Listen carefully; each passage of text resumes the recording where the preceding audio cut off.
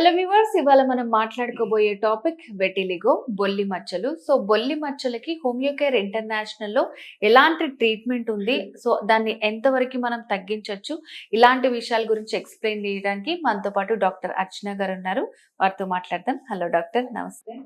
So doctor గారు, ఇప్పుడు బొల్లి మచ్చలు అనగానే చాలా మంది అనుకుంటారు ఇది అసలు కంప్లీట్ గా క్యూర్ అవ్వదు అని అందరు అనుకుంటూ ఉంటారు. సో హోమియో కేర్ లో మనకి ఎంతవరకు ఛాన్సెస్ ఉన్నాయి అసలు? ఈ బొల్లి మచ్చలు ఎలాంటి వాళ్ళకి వస్తాయి, ఎందుకు వస్తాయి? ఎక్కడైతే సెక్రీషన్ ఆగిపోతుందో లేకపోతే ప్రాపర్ గా ఉండదో అక్కడ మనకి తెల్ల మచ్చల్లాగా, స్కిన్ కలర్ కి కొంచెం డల్ అయిన మచ్చల్లాగా మ్యాక్యూల్స్ అంటాం, లేకపోతే ప్యాచెస్ అంటాం. అలా అక్కడ తెల్ల బొల్లి మచ్చలాగా ఫౌండ్ అవుట్ అవుతూ ఉంటుంది. సో ఇది కూడా ఎందుకు వస్తుందంటే మనకి సోరియాసిస్ లాగానే ఇది కూడా ఒక ఆటోఇమ్యూన్ డిజార్డర్. ఇది కూడా సోరియాసిస్ కి ఎంత టైం అయితే పడుతుందో దానికంటే ఎక్కువ టైం పట్టే కండిషన్ అనే చెప్పాలి. సోరియాసిస్ కైనా మనం మంచి ప్రాపర్ కాన్స్టిట్యూషన్ ట్రీట్మెంట్ అక్కన తగిలింది అంటే మనకి వితిన్ 1-2 months లో చాలా వరకు ఆ స్కేలీనెస్, డ్రైనెస్, ఇచ్చినెస్, ఇరిటేషన్ అనేది తగ్గిపోతుంది. బట్ వేరాస్ విటిలిగో అనేది వెంటనే డల్ అవ్వడం కొంచెం కష్టం. కాబట్టి దానికి కొంచెం లాంగ్ టర్మ్ ట్రీట్మెంట్ అవసరం పడుతుంది, as it is an autoimmune. అయితే ఎవరిలో వస్తుందంటే ఇది కూడా సేమ్ థింగ్.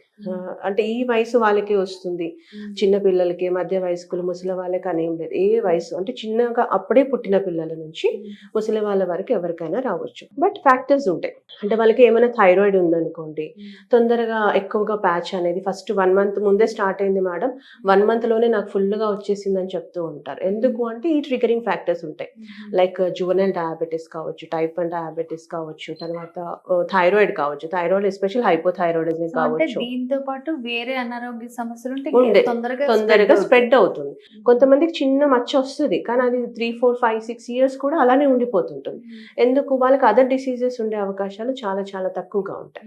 ఎవరికైతే ఈ టైప్ 1 డయాబెటీస్, జువెనైల్, లేకపోతే మనకి హైపోథైరాయిడిజం కానీ, other factors like any other autoimmune like rheumatoid arthritis కానీ, ల్యూపస్ కానీ, సోరియాసిస్ కానీ, ఇలాంటి డిసీజెస్ ఉంటే వాటి కోసం లాంగ్ టర్మ్ లో ట్రీట్మెంట్ తీసుకుంటున్నారు అంటే డెఫినెట్ గా మనకి స్ప్రెడ్డింగ్ అనేది చాలా ఫాస్ట్ గా ఉంటుంది. ఇది ఒక్కటే వచ్చింది, మెలనిన్ డిస్ట్రక్షనే జరిగి అక్కడ వైట్ ప్యాచ్ వచ్చింది కానీ వేరే అదర్ డిసీజెస్ లేవు, వేరే అదర్ మెడికేషన్ లేదు అన్నప్పుడు ఈ స్ప్రెడ్డింగ్ అనేది ఉంటుంది.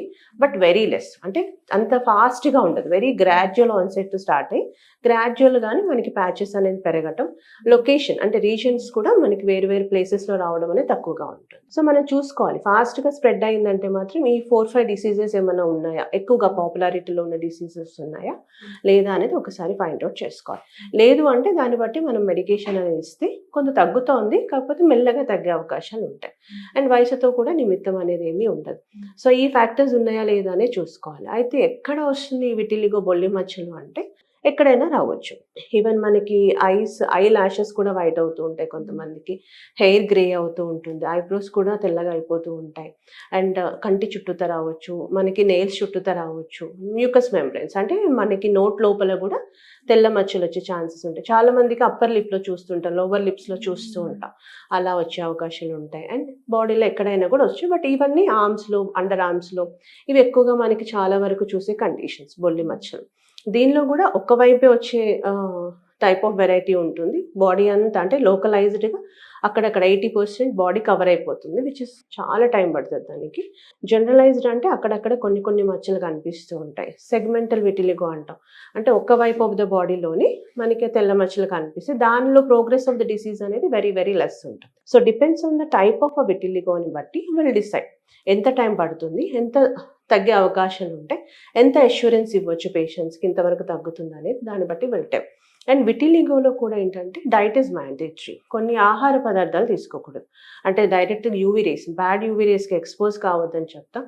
ఎనీ బర్న్స్ అంటే ఏదైనా కాలిన వాళ్ళకి కూడా తొందరగా వాళ్ళకి బొల్లి మచ్చలాగా టర్న్ అవుట్ అయ్యే ఛాన్సెస్ ఉంటుంది. సో ఈ టెండెన్సీ ఉన్న వాళ్ళకి వెంటనే అయిపోతూ ఉంటాయి.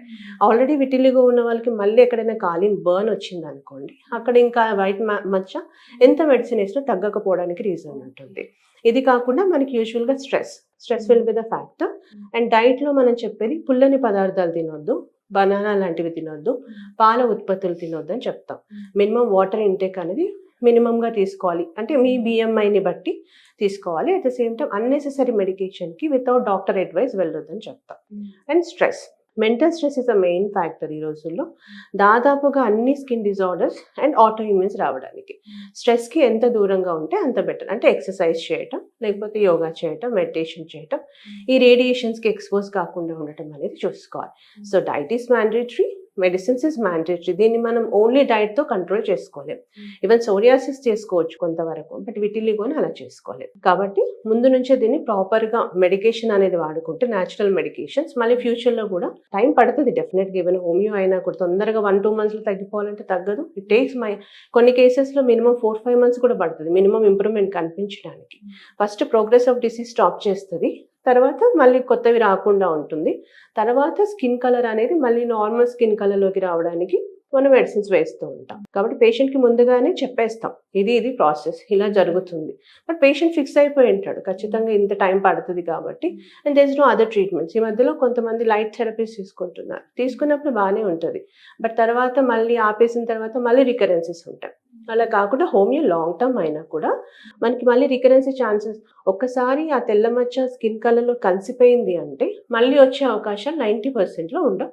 బట్ ఫ్యాక్టర్స్ ఉన్నాయి కదా, ఇప్పుడు డిసీజెస్ రాకుండా చూసుకోవాలి, stress factors, alcohol smoking, at the same time water consumption and sun burns, ఇవి చూసుకుంటే సరిపోతుంది. సో డాక్టర్ గారు, చాలా మందికి తెలియకో మరి తెలుసు అంటారో తెలీదు, ఆ సోరియాసిస్ కానివ్వండి, బొల్లి మచ్చలు, ఆ వాళ్ళతో ఉన్న బిహేవియర్ చేయటం కానీ, మన ఫ్రెండ్స్ లోనే ఉన్న కొంచెం డిఫరెంట్ గా బిహేవ్ చేస్తుంటారు. సో ఈ అంటు రోగాల ఇట్లా అని డౌట్ ఉంటది. సో మరి దీని గురించి కూడా క్లారిటీ. సోరియాసిస్ అనేది నాట్ కంటాగ్యువస్ కాదు, అంటే ఒకరి నుంచి ఒకరిని ముడితే ఇంకొకరికి వచ్చే వ్యాధి కాదు.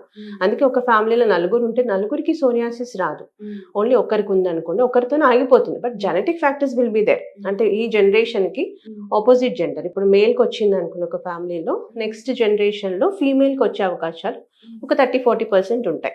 సేమ్ జెండర్ కి కొంచెం తక్కువ పర్సెంటేజ్ చెప్తాం. Genetic factors will be there, కానీ ఖచ్చితంగా ఒకరి నుంచి ఒకరికి ముట్టుకుంటే వచ్చే అంటువ్యాధులు అయితే కాదు. ఈవెన్ సోరియాసిస్ కావచ్చు, నార్మల్ మనం ఇప్పుడు చెప్పే బొల్లి మచ్చలు కావచ్చు, ఈవెన్ ల్యూకోడర్మా తెల్ల మచ్చలు కావచ్చు, అన్ని స్కిన్ డిసార్డర్స్ కంటాగ్యువస్ కాదు. అన్లెస్ అంటే if it is a very bacterial లేదా వైరల్ ఉంటేనే మనకి ఒకరి నుంచి ఒకరికి అంటువ్యాధి, ఇప్పుడు సెబోరిక్ డెర్మటైటిస్ ఉంది, ఒకరి నుంచి ఒకరికి వచ్చే అవకాశాలు ఉంటాయి. అందుకే టవల్స్ సపరేట్ పెట్టండి, సబ్బు సపరేట్ పెట్టండి అంట. బట్ వేరే సోరియాసిస్ కానీ విటిలిగో కానీ ఒకరి నుంచి ఒకరికి వచ్చే అంటువ్యాధి మాత్రం కాదు. ఓకే డాక్టర్ గారు, సో వీటి గురించి చాలా బాగా ఎక్స్ప్లెయిన్ చేశారు. అండ్ హోమియో కేర్ లో కూడా ఎట్లాంటి ట్రీట్మెంట్ ఉందని చాలా బాగా చెప్పారు. Thank you so much.